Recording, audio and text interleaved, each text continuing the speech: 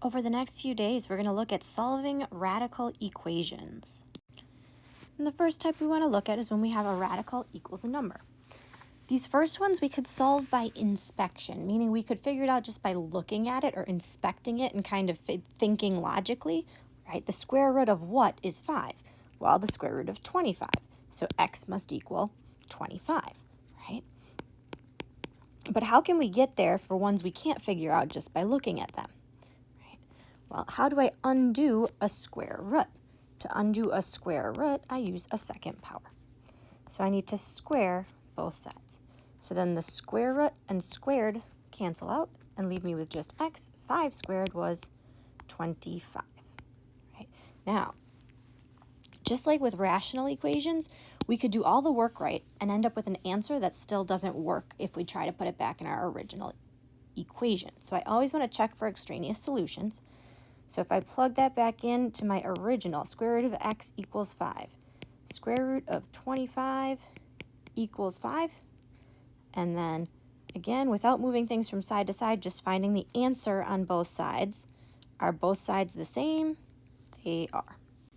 And really similar for our next one. To undo square root, we could raise it to the second power. Right, but negative 3 squared becomes 9. Now, does 9 work in this problem, right? If I go back to check my work, the square root of 9 equals negative 3, right? Well, the square root of 9 is 3. Does 3 equal negative 3? It doesn't, which means there's no solution. This one we also could have figured out was no solution just by looking at it. Right?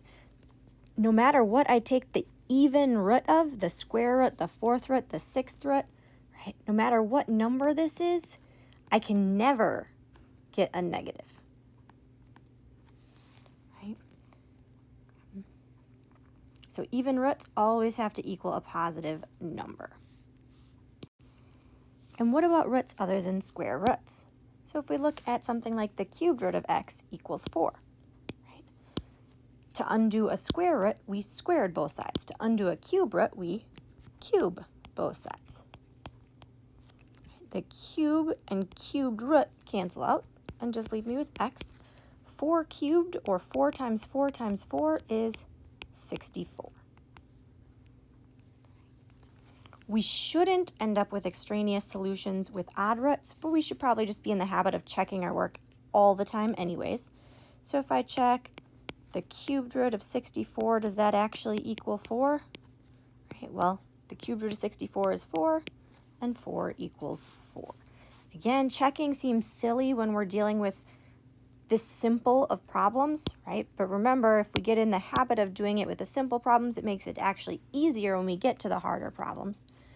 And the last one, the fifth root of x is negative 2. Right, if I raise both sides to the fifth power, unlike even roots, it's okay for odd roots to be negative.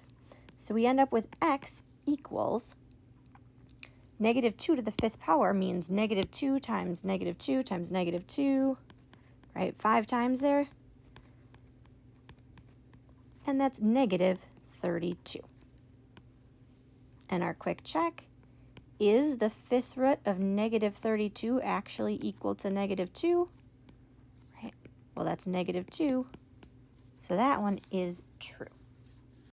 So see if you could try a couple similar problems for me, please.